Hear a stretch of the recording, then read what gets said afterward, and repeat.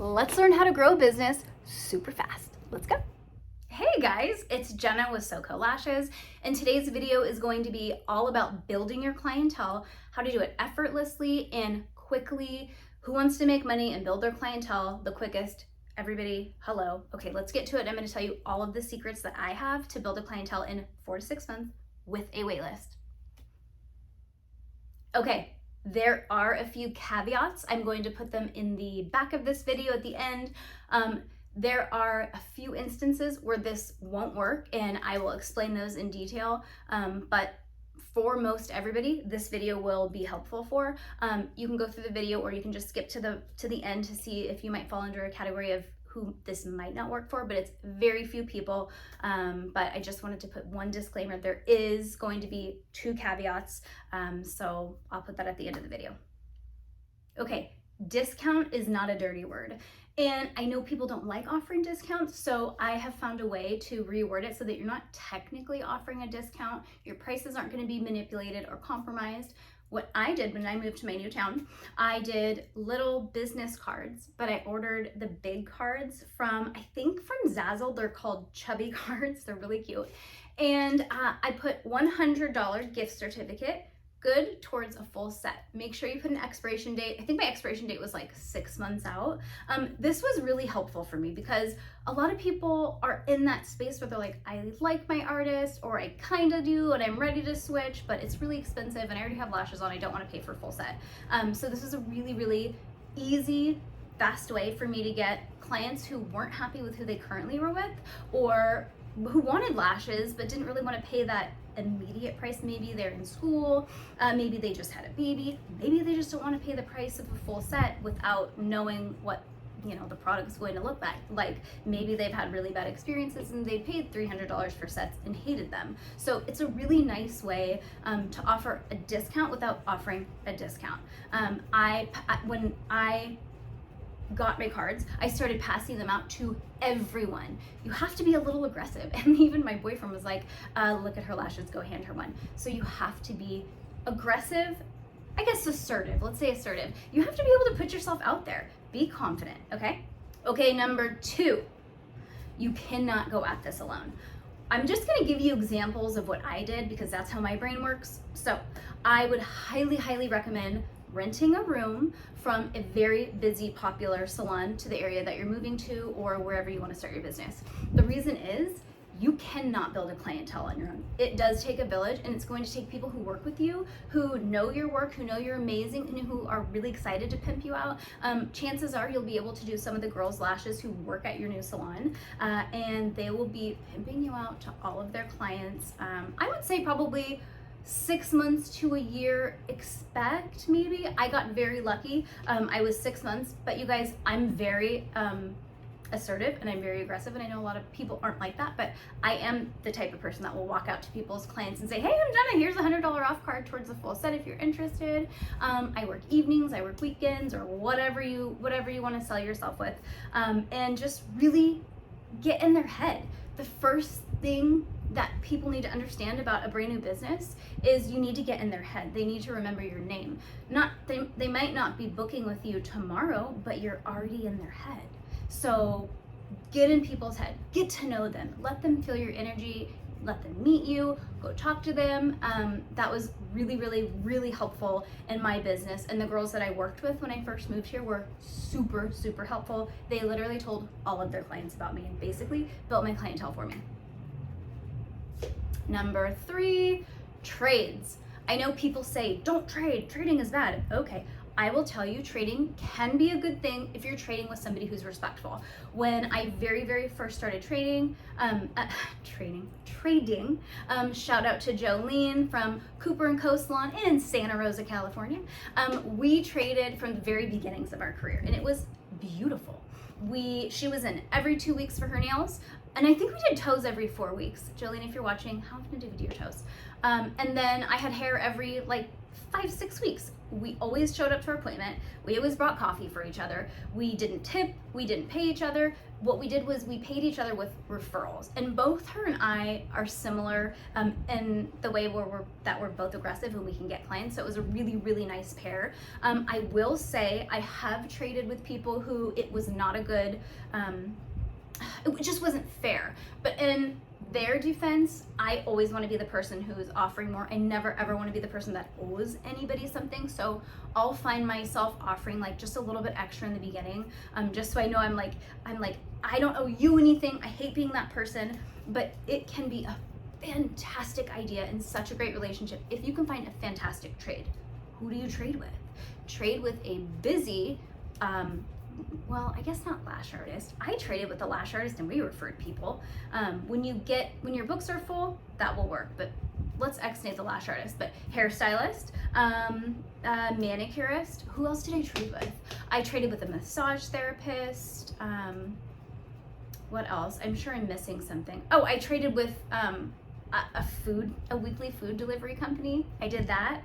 Like, you can trade for anything. And like, the thing is, don't put too many trades on your books because sometimes all of your trades will come in the same week, and then sometimes they fall like on the same 2 days. So that kind of sucks when you have no money coming in, but just be mindful and keep track of how many you're doing. But trades can be a beautiful thing. Make sure you're trading with people who see a lot of people. So like even like a coffee girl, anybody who you can think of who's like maybe a cashier or somebody who sees a constant flow of people who people will see their lashes and go, oh my God. And just so you know, I've even had people tell me, like girls that I traded with Dutch Bros, my Dutch Bros girls, they said, oh my God, you wouldn't believe how many husbands ask me, who does your lashes? Can I get their card? I would like my wife to see your girl. It happens. So be aggressive, talk to people, trade with people, and like honestly start reaching out. Sometimes you're gonna hear no. I actually literally just yesterday or 2 days ago reached out to a girl here in Redding, California, and we're gonna start trading. It's just like people are happy to trade as long as they don't have too many, but as long as your work and her work is about the same level. I mean, I wouldn't trade with like a new hairstylist, and I'm sure a really senior hairstylist wouldn't trade with a new lash artist. So you may make sure you guys are on the same level skill wise, but I promise you it will work. Find a really, really good trade buddy or a couple. I would say max at like 8 total freebies or trades or discounts like that. That should be plenty up, especially if you're nitpicking and cherry picking who you're trading with, because they're going to be seeing tons of people. Okay, something else that I did, it was something that I kind of just made up last minute while I was doing a client. I said, hey, do you want to be a part of the SoCo Rep program? And she said, oh yeah, what's that? And I was like, I'll get everything written up for you next time, and yeah, we can go over it. And I said that because I literally had no idea. I was like gonna wing it. So what I came up with was, I lived in a college town. So I had a couple of college girls, and they all belonged to sororities. And I was very lucky because the girls that I did have were really, really good at Instagram. They would get like, this was like when I first started doing lashes. So like 8, 9, 10 years ago, they would get like, 500 likes on their photos, and they were beautiful. They would do like, the really pretty girls. So fortunately, the people that I had a really good following. Find somebody that you know and ask them if they want to be a part of the rep program. Any college students want lashes. Most of the time, if they're like paying for college themselves, sorry about that, they can't afford it. So I would say, okay, so this is what I did. I said, you have to come in every 2 weeks. If you're going on vacation, you have to come in the week before. I would give them twice the amount of time for half the price. So basically what that meant was I would get them to full coverage. I would pull off all of the outgrowns, because these reps are my walking business card. Their job is to shout out my lashes, to show people how well they hold. And if they're coming in every 2 weeks and you're removing the outgrowns, those puppies are going to hold. So they had to come in every 2 weeks. They couldn't push it out. They had to, when they came to their appointment, they had to check in, because this was like Facebook time. So they would check in Facebook. So I guess Instagram, if you're on Instagram, they would take a picture of the salon or a selfie or something. and say lash time or something like that. Sometimes they would like take a selfie of themselves with me and behind doing their lashes or something silly. So they had to check in with a picture with a tag, you know, so somebody could click on it. They had to post, I think twice, so once a week. And then once a week to their story. So it was actually 4. And the post, I know you're like, that's a lot. No. What I meant was, hey, when you take a picture of yourself, if you, and they posted pictures all the time anyway. So if you take a picture of yourself and it's a selfie, or if you look really cute, tag, just put like right by your eye, SoCo Lashes, so that when they touch the photo, it just says, so they don't have to give special shout outs on their post. I know a lot of people have like a perfection or like a theme. This was not to disrupt their theme that they had, just literally quietly tag SoCo Lashes at their lashes so that when people clicked on it, they would see it. And then for their story, I would say just take a selfie and say, love my lashes, or something easy that just takes a couple seconds. And then what was the last thing they had to do? I think that was it. But what I did was I kind of mapped it up with the college schedule. So each quarter or semester, I think it was semester at SSU, each semester they would, their membership would expire. So that way I could get a whole new crop of girls and they would pass that on to the next girl. And I only had to do that twice. My books were full. And I'm going to be just really, really honest. I was not a good lash artist back then. I was new. I was just starting to do volume. So that can give you an idea.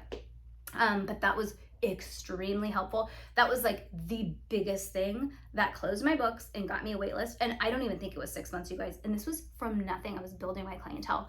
And maybe 4 months. It was fast, you guys. So fast.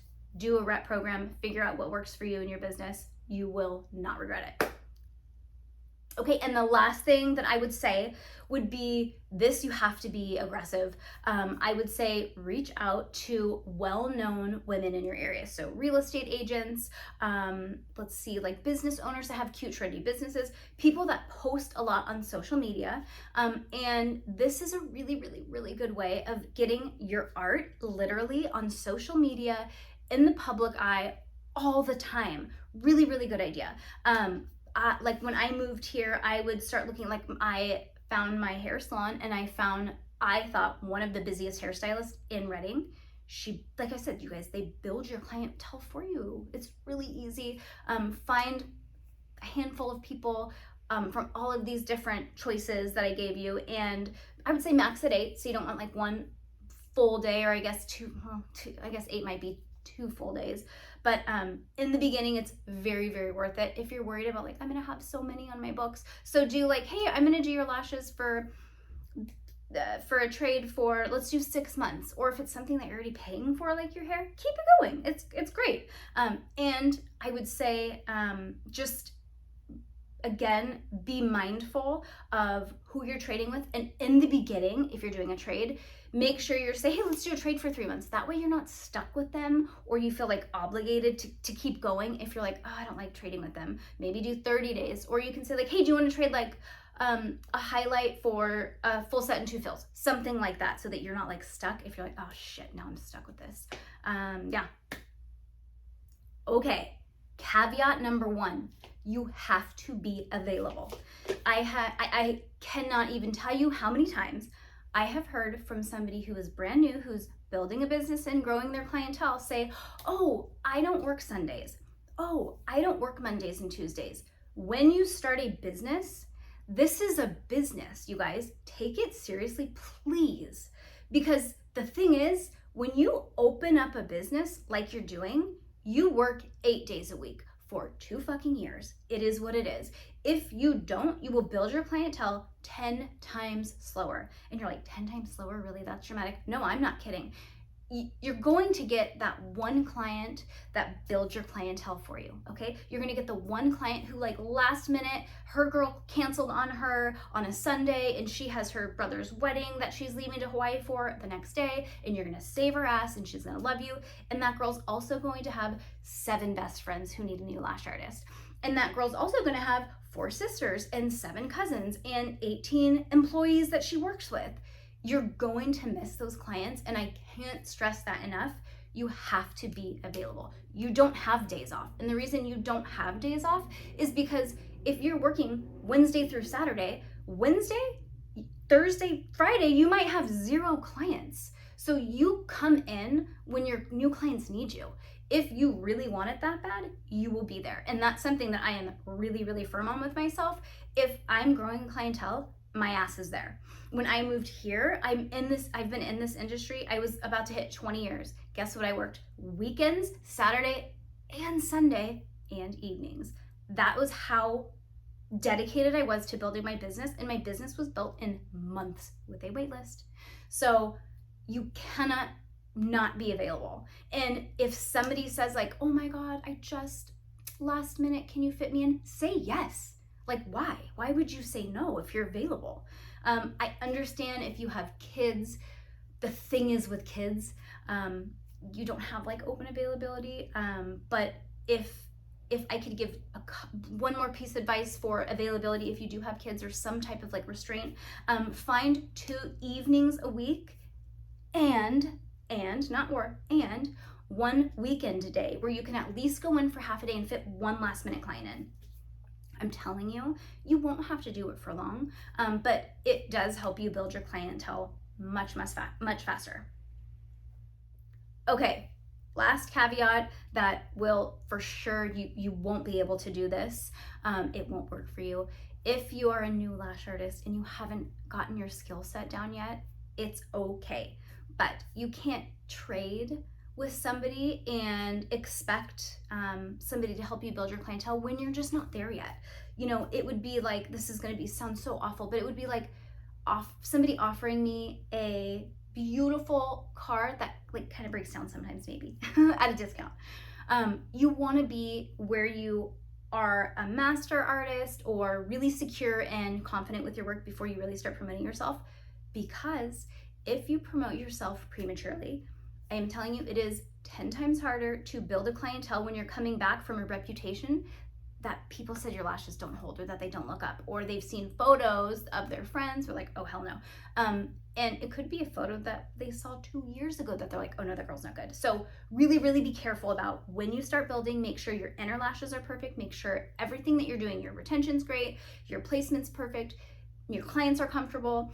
Make sure that you're where you need to be before you start building. And I mean, once you're there, there's no reason why these tips won't work for literally everyone. I hope that was helpful. And I've done this 3 times. I've built a clientele from scratch 3 times. Every single time, this is what I did. And I build my clientele fast, but I'm aggressive, I'm confident in my work, and I'm available. And you know, it's really hard and really scary. Don't give up. And like challenge yourself. If you're like shy or nervous, challenge yourself to like reach out to somebody through Instagram. That's easier. But yeah, I hope that was helpful, and let me know in the comments if this has been helpful for you, or if you're like, oh my gosh, I never thought of that, or if you have an idea that really helped you that I didn't mention, or maybe like I've never heard of. Thank you guys for watching. I hope this was so helpful. Check in like 3 months, and then 4 months, 6 months. I want to see how your growth is. I want to follow your journey. And if you have any questions, comment below. Follow us on Instagram, SoCo Lashes. Any products that you'd like, SoCoLashes.com. If you want a discount and you haven't ordered from us, I'm happy to give you guys a first-time discount. Head to SoCo Lashes on Instagram and shoot me a DM, or just leave a comment below, and I can contact you that way. Talk to you soon, you guys.